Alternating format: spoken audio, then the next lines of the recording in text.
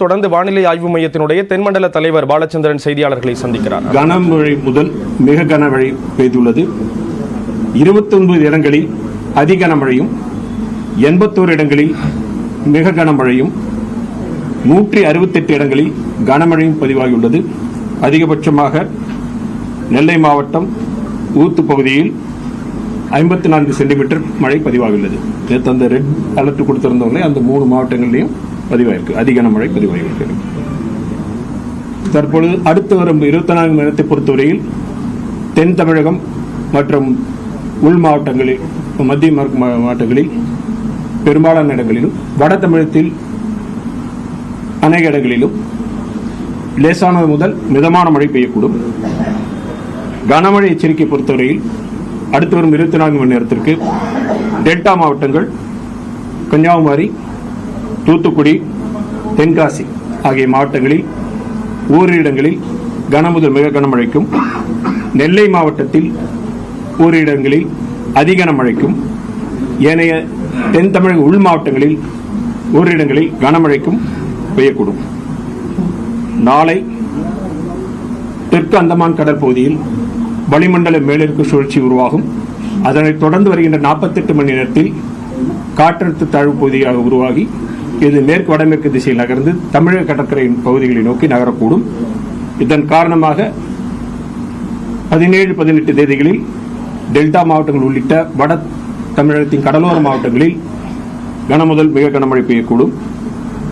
மீனவர்களுக்கான எச்சரிக்கை பொறுத்தவரையில் இன்று குமரிக்கடல் பகுதியில் சூறைக்காற்றானது மணிக்கு 35 முதல் 45 கிலோமீட்டர் வேகத்தில் வீசக்கூடும் என்பதால் மீனவர்கள் இன்று குமரிக்கடல் பகுதியில் செல்ல வேண்டாம் என்று அறிவிக்கப்படுகிறார்கள்.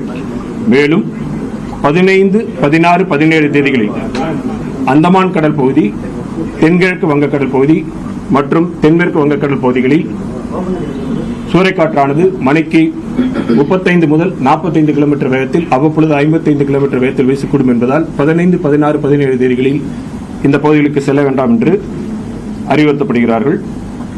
வடகிழக்கு பருவமழையை பொறுத்தவரையில் தமிழகம், புதுவை, காரைக்கால் பகுதிகளில் கடந்த அக்டோபர் 1 முதல் இன்று வரையிலான காலகட்டத்தில் பதிவான மழையின் அளவு 54 சென்டிமீட்டர். இந்த காலகட்டத்தின் இயல்பு அளவு 40 சென்டிமீட்டர். இது 32% அதிகம். மாவட்டங்களை பொறுத்தவரையில் 5 மாவட்டங்களில் இயல்பை விட மிக அதிகமாகவும், 22 மாவட்டங்களில் இயல்பை விட அதிகமாகவும், 13 மாவட்டங்களில் இயல்பை ஒட்டியும் மழை பதிவாகியுள்ளது. நேற்று வரைக்கும் பார்த்தீங்கன்னா 16% இயல்பை விட அதிகமாக இருந்தது. இன்று ஒரே நாளில் 32% இயல்பை விட அதிகமாக இருக்கு. கிட்டத்தட்ட 16% ஒரே நாளில் பரவலாக மழை பெய்த நிலையில் மழை அதிகம். ஓகேங்களா?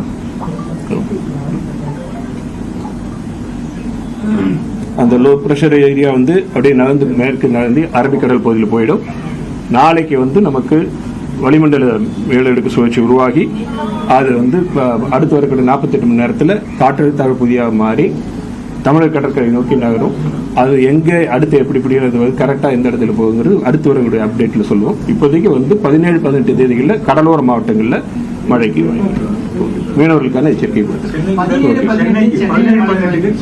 சென்னையை பொறுத்த வரைக்கும் இல்ல, சென்னைக்கு மழை பதிவு கேட்கறீங்களா?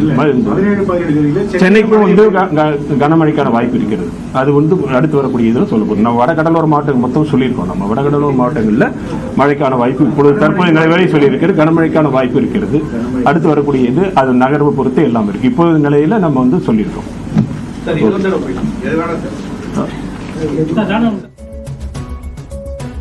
வானிலை ஆய்வு மைய தென்மண்டல தலைவர் பாலச்சந்திரன் செய்தியாளர்களை சந்தித்தார். அந்த காட்சிகளை பார்த்தோம். நெல்லை ஊத்து பகுதியில் கடந்த 24 மணி நேரத்தில் 54 சென்டிமீட்டர் மழை பதிவாகி இருப்பதாக அவர் குறிப்பிட்டிருக்கிறார். திருநெல்வேலி மாவட்டத்திற்கு இன்றைய தினம் ரெட் அலர்ட் விடுக்கப்பட்டிருக்கக்கூடிய ஒரு சூழலில் ஊத்து பகுதியில் 54 சென்டிமீட்டர் மழையானது பதிவாகி இருக்கிறது. கடந்த ஒரு நாளில் மட்டும் 16% அதிக மழைப்பொழிவு சந்தித்திருப்பதாக கூறியிருக்கிறார்.